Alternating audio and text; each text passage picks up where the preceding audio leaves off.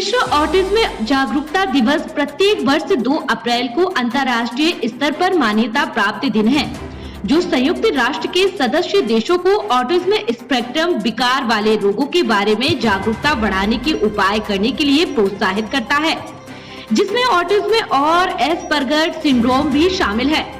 Autism एक आजीवन neurological स्थिति है जो लिंग, जाति या सामाजिक आर्थिक स्थिति के बावजूद बचपन में हो जाती है। यानी यह एक प्रकार का मानसिक रोग है जो विकास से संबंधित विकार है, जिसके लक्षण जन्म से या बाल्यावस्था यानी प्रथम 3 वर्षों से ही नजर आने लगते हैं। इस रोग से पीड़ित बच्चों का विकास अन्य बच्चों की अपेक्षा असमान होता है। आज विश्व ऑटिज्म दिवस के मौके पर हम जानेंगे ऑटिज्म क्या है, ये कैसे होता है और इसका उपचार क्या है। इन्हीं सब विषयों पर बात करने के लिए आज हमारे साथ हैं किड्स न्यूरो क्लिनिक के डायरेक्टर और बच्चों के मस्तिष्क विशेषज्ञ साथ ही मृगी रोग विशेषज्ञ डॉक्टर विनीत वानखेड़े। तो आइए जानते हैं ऑटिज्म नामक इस बीमारी के बारे में। मेरा नाम डॉक्टर विनीत वानखेड़े है और मैं बच्चों का न्यूरोलॉजिस्ट हूँ। गत 7 साल से मैं नागपुर में प्रैक्टिस कर रहा हूँ। चाइल्ड न्यूरोलॉजी का मेरा क्लिनिक लोकमत स्क्वायर में है, किड्स न्यूरो क्लिनिक। ये मेरा पीडियाट्रिक न्यूरोलॉजी का भी क्लिनिक है और यहाँ पर चाइल्ड रिहैबिलिटेशन सेंटर भी है, जहाँ पे अलग अलग किस्म की थेरेपी दी जाती है। सर, ऑटिज्म खुद में एक अनसुलझी बीमारी है। इसके लोगों में अगर बात की जाए ऑटिज्म को, जिस किसी बच्चे को हो जाता है तो बहुत समय खुद पेरेंट्स ही ऐसा समझ बैठते हैं कि लड़का पागल है, बच्चा पागल है, और बहुत हद तक उसका इलाज नहीं कराते। सर, ऑटिज्म के बारे में क्या कहेंगे? बिल्कुल, पहले अपन बात करेंगे कि व्हाट इज ऑटिज्म, यानी ऑटिज्म क्या है, और दूसरा कि इसका अवेयरनेस कितना है, और खासकर अपने नागपुर और सेंट्रल इंडिया में बात करेंगे।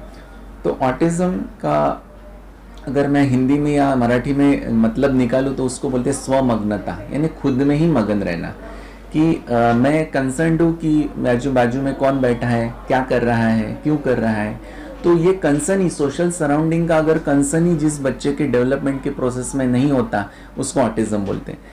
हम हमेशा जब भी डेवलपमेंट की प्रोसेस देखते हैं तो उसको 8 डोमेन्स में देखते हैं, यानी 8 तरीके का डेवलपमेंट बच्चे का होते रहता है। पहला रहता है ग्रॉस मोटर, यानी बैठना, उठना, चलना फिरना। दूसरा रहता है फाइन मोटर, यानी चीज़ें पकड़ना, छोड़ना। तीसरा रहता है कम्युनिकेशन, यानी शब्दों का उच्चारण करना, स्पीच से या वर्बल या नॉन वर्बल एक्सप्रेसिव कम्युनिकेशन। चौथा रहता है सोशलाइजेशन, यानी मैं किसके साथ कैसा बिहेव करूँगा। 5वां रहता है कॉग्निशन, कॉम्प्रहेंशन, हियरिंग, विजन। तो ये मेन 8 डोमेन में हम विकास की प्रक्रिया को देखते हैं। तो अगर आपकी विकास की प्रक्रिया सभी मायनों में ठीक है, पर आपका सोशलाइजेशन और कम्युनिकेशन अगर अच्छे से नहीं हो रहा है, तो उस बीमारी को हम लोग ऑटिज्म या इस डेवलपमेंट की बीमारी में इंक्लूड करते हैं। इस ऑटिज्म में खासकर कुछ पॉइंटर्स होते हैं ये जानने के लिए कि आपका बच्चा इससे ग्रसित है या नहीं है। और मैं आपको सच बताऊं, अवेयरनेस के बारे में जो अपन ने बात करी, मैं कुछ मेरे जो पेशेंट्स हैं उनके जो पेरेंट्स हैं वो खुद सुपर स्पेशलिस्ट हैं। कुछ यूरोलॉजिस्ट के बच्चे, गैस्ट्रोएंटरोलॉजिस्ट के बच्चे, कार्डियोलॉजिस्ट के बच्चे जो खुद सुपर स्पेशलिस्ट है, और वो 4-4 साल तक बच्चे का ऑटिज्म समझ नहीं पाए, और फिर मेरे पास 4 साल पे लेके आए, 5 साल पे लेके आए। यूजुअली हमारे पास आने की जो एज रहती है वो लगभग 1.5 से 2 साल के बीच में आपने आइडियली लाना चाहिए, क्योंकि यूजुअली इसके जो फीचर्स रहते हैं वो 1 साल तक नहीं पता चलते। बच्चा 1 साल तक नॉर्मल रहता, 1.5 साल से 2 साल, खासकर 15 से 18 महीने तक बच्चे के फीचर्स रिवर्स होने लगते हैं। देखिए, मैं हमेशा, और ये दिक्कत हमेशा पेरेंट्स की रहती है कि मेरे पापा ने बोला या ग्रैंड फादर ने बोल दिया कि कुछ बच्चे लेट बोलते हैं, तो क्या फ़र्क पड़ता है। देखिए, लेट बोलना ठीक है, आपका बच्चा अगर 1 साल पे नहीं बात कर रहा है, 2 साल पे कर रहा है, दैट्स ओके। बट अगर बात की हुए शब्द यानी निकाले हुए शब्द पहले मम्मी पापा बोलता था और अभी वो बोलना भूल गया, ऐसा कभी नहीं होना चाहिए। तो खासकर ऑटिज्म में क्या होता है कि 15 से 18 महीने तक बच्चे मम्मा पापा या कुछ चीज़ें दिखाने या बोलने लगते हैं, और उसके बाद में वो पॉइंटिंग करना भूल जाते हैं, उसके बाद में वो शब्दों का उच्चारण भूल जाते हैं। तो ये रिवर्स प्रोसेस कभी भी नहीं होनी चाहिए। ये खासकर मुझे मैसेज देना है कि रिवर्सल अगर किसी बच्चे में आ रहा है कि बात कर रहा था और भूल गया, पहले आपकी तरफ देखता था अभी देखना बंद कर दिया, पहले पॉइंटिंग करता था अभी पॉइंटिंग नहीं कर रहा है, वही शब्द को रिपीट कर रहा है, अपने बॉडी के साथ खेल रहा है, हाथों पैरों हिला रहा है, अलग अलग किस्म के पोस्चर्स कर रहा है।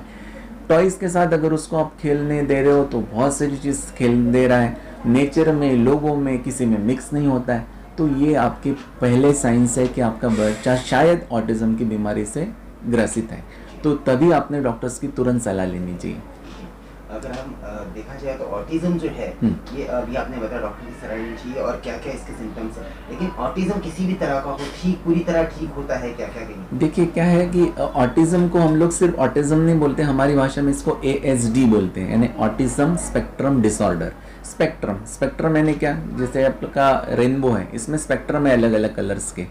तो सिर्फ सोशल यानी जो सोशल और हमारा कम्युनिकेशन की जो डेवलपमेंट रहती है उसमें भी बहुत सारे डोमेन्स रहते हैं कि बच्चे की लर्निंग कैपेसिटी कैसी है, बच्चे का IQ लेवल कैसा है, बच्चे का अटेंशन स्पैन कैसा है, बच्चे की मोटर हाइपर एक्टिविटी कैसी है, बच्चे की कॉम्प्रहेंशन कैसा है। ये सभी चीज़ों में अलग अलग बच्चों में अलग अलग फॉल्ट हो सकते हैं। जैसे कुछ बच्चों में सिर्फ अटेंशन की प्रॉब्लम है कि बच्चा सब कुछ कर रहा है पर मेरी तरफ ध्यान ही नहीं दे रहा है सर। कुछ बच्चों में हाइपर एक्टिविटी की प्रॉब्लम रहती है, हर चीज़ कर रहा है, ध्यान दे रहा है, सब कर रहा है पर एक जगह बैठता ही नहीं है।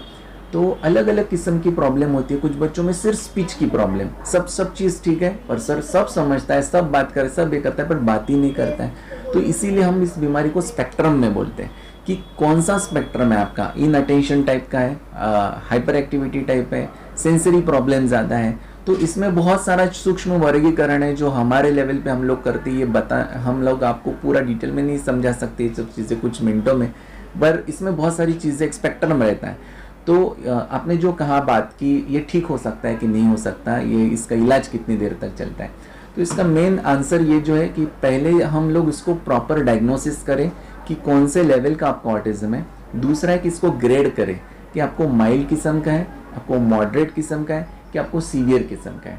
अगर आपको सीवियर किस्म का है तो आप कभी भी ठीक नहीं हो सकते और आपको हमेशा प्रॉब्लम बनी रहेगी। आपको मॉडरेट है तो आप लगभग ठीक हो जाओगे, यानी पर कुछ साइकेट्रिक प्रॉब्लम आपको बनी रहेगी, कुछ लर्निंग इश्यूज आपको बने रहेंगे, स्कूलिंग में प्रॉब्लम थोड़ा मोटा बना रहेगा पर मैनेजेबल है। और माइल्ड अगर आपको है तो ये लगभग नॉर्मल किया जा सकता है अगर आप जल्दी लेके आते हो। तो 3 चीज़ें मैटर करती हैं। मैं हमेशा बोलता हूँ कि पेशेंट से पूछते हैं तो पहला चीज़ रहता है कि आप कब लाते हो। अगर आप जितना आप लेट लाते हो उतने इसके ठीक होने के चांसेस कम रहते हैं, इसलिए जल्दी लाने को हम ये फोर्स देते हैं। तो अगर आप नॉर्मली 1 से 1.5 यानी 1.5 से 2 साल के बीच में लाते हो तो इसके नियर नॉर्मल होने के नॉर्मल होने के चांसेस बहुत ज़्यादा होते हैं। दूसरा चीज़ रहता है आपके ग्रेड क्या है, माइल्ड मॉडरेट सीवियर, जो मैंने अभी बताया। और तीसरी चीज़ रहती है रिस्पॉन्स टू ट्रीटमेंट। हम इसमें 2 तरीके का ट्रीटमेंट करते हैं, एक रहता है मेडिसिन का ट्रीटमेंट, एक रहता है थेरेपी का ट्रीटमेंट। मेडिसिन का ट्रीटमेंट बहुत सारे लोगों में ये है कि मेडिसिन क्यों देना सर, जो मेडिसिन लिखा है वो फिर गूगल करते उस दवा को कि ये मैं दवा दूँ कि नहीं, रिस्पेरिडॉन लिख दिया तो बोलते हैं नहीं ये तो साइकेट्रिक की दवा है सर, मैं इतना छोटा बच्चा है इसको कैसे आप ये दवा देते हो। देखिए मैं हमेशा इनको बच्चों को पेरेंट्स को समझाता हूँ कि 2 तरीके की ट्रीटमेंट है। एक है कि मेडिसिन की ट्रीटमेंट जो कि बच्चे को ट्रेनेबल बनेगी, मैं इसका मतलब समझाता हूँ आपको। और दूसरा चीज़ है कि डेवलपमेंटल थेरेपी का मतलब क्या होता है कि जैसे आप आपके बच्चों को स्कूल में भेजते हैं तो एक टीचर सर्कल बनाती है, 20 बच्चे हैं तो 20 बच्चे सर्कल बनाते हैं, क्योंकि उनमें वो कैपेसिटी है कि वो उसको समझे और उसको रिराइट करे, ये कैपेसिटी उनमें है। पर आपका बच्चे को वो कैपेसिटी नहीं है तो इसको एक इंडिविजुअलाइज कोचिंग लगेगा। आपने देखा होगा तारे ज़मीं पर मूवी, जिसमें कि आमिर खान एक बच्चे के साथ लेके बैठता है उसको कि उसको बी का डी का बी नहीं समझ में आ रहा है तो उसको लेके बैठता है, अलग अलग चीज़ अलग अलग तरीके से उसको मॉडलिटीज़ यूज़ करता है, इसको बोलते हैं थेरेपी। इसमें अलग अलग किस्म की थेरेपी रहती है। अगर आपको फाइन मोटर के इश्यूज़ है तो आपको ऑक्यूपेशनल थेरेपी देनी पड़ेगी। आपको अगर सेंसरी इश्यूज़ है तो आप सेंसरी इंटीग्रेशन थेरेपी देनी पड़ेगी। आपको स्पीच इश्यूज़ है तो स्पीच थेरेपी देनी पड़ेगी। आपको मोटर इश्यूज़ है तो आपको फिजियोथेरेपी देनी पड़ेगी। तो अलग अलग किस्म की थेरेपी टेक्निक्स यूज़ कर सकते हैं, जिसके लिए ट्रेनर्स हैं हमारे पास जो बच्चों के साथ लेके बैठते हैं और एक आधे से पौन घंटे तक डेली सेशंस करते हैं, जो कि रेगुलर बहुत दिन तक करना पड़ता है। तो पहली चीज़ है कि सभी को थेरेपी से ठीक होते हैं कि मेडिसिन से ठीक होते हैं। देखिए दोनों आपको देना पड़ेगा। आप ऑटिज्म में ज़्यादातर बच्चे एक जगह पे बैठते ही नहीं हैं, वो कंटिन्यू उनका ध्यान ही नहीं रहता है। अगर आपको कुछ चीज़ एक बच्चे को सिखाना है तो एटलीस्ट एक जगह पे उसने बैठना चाहिए। तो जब तक वो एक जगह पे बैठेगा नहीं तो ट्रेनर उसको सिखा नहीं पाएगा। तो मेडिसिन का काम ये है कि वो उसको काम डाउन करे, उसका अटेंशन स्पैन बढ़ाए, उसका रिपीटेटिवनेस कम करे, उसका स्पीच प्रोडक्शन बढ़े। इसके लिए हम लोग कुछ मेडिसिन देते हैं ताकि वो बच्चा अटेंटिव हो जाए, एक जगह पे बैठे, अटेंट और ध्यान दे। और उसके बाद में हम लोग उसको थेरेपी के लिए सब्जेक्ट करते हैं, जो मैंने आपको बताया कि अलग अलग किस्म की थेरेपी होती है। और इस किस्म से हम इस तरीके से हम एक बार वो थेरेपी लेने लगे, फिर दवाइयाँ धीरे धीरे कम करते हैं। 6 महीने में, 1 साल में, 2 साल में हम दवाइयाँ धीरे धीरे बंद कर देते हैं और उसको थेरेपी की टेक्निक्स कंटिन्यू करते हैं ताकि बच्चा नॉर्मल स्कूल में जा सके। सेंट्रल इंडिया में नागपुर में मेरा क्लिनिक है। लोकमत स्क्वायर में स्थित मेरा क्लिनिक का नाम है kids neuro clinic and child rehabilitation centre.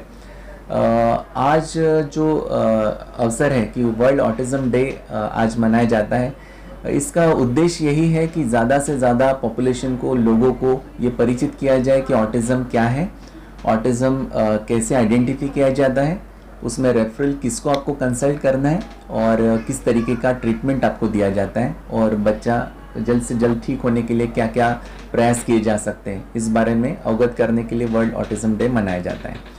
तो ऑटिज़म डे में ऑटिज़म, जैसे मैंने बताया कि ये स्वमग्नता की बीमारी होती है। अगर हमारा हिंदी प्रतिशब्द देखा जाए तो स्वमग्नता, जिसमें कि बच्चा स्वमग्न हो जाता है और सोशलाइजेशन और कम्युनिकेशन में आगे नहीं बढ़ पाता और अपने स्किल्स को उल्टा जाता है, यानी जो चीज़ सीखा है उसको रिवर्ट हो जाता है। तो इसको जल्द से जल्द आइडेंटिफाई करना बहुत ज़रूरी है। लगभग 18 मंथ्स के बाद इसके सिम्टम्स, 15 से 18 महीने के बाद इसके सिम्टम्स आने लगते हैं, जिसमें कि बच्चा खुद में मगन होता जाता है, पॉइंटिंग नहीं करता, जो शब्द बोला है उसको भूल जाता है, लोग बच्चों के साथ मिक्स नहीं होता, अगर गार्डन में गए तो किसी के साथ मिक्स नहीं होता। तो ये इसके इनिशियल पॉइंटर्स होते हैं। तो पेरेंट्स को ये बहुत ज़रूरी है, खासकर ऐसे युग में जिसमें कि बच्चे सोशल मीडिया और टीवी, मोबाइल, कंप्यूटर्स के साथ बहुत ज़्यादा जुड़े हुए हैं, कि इस बीमारी को जल्द से जल्द आइडेंटिफाई करें।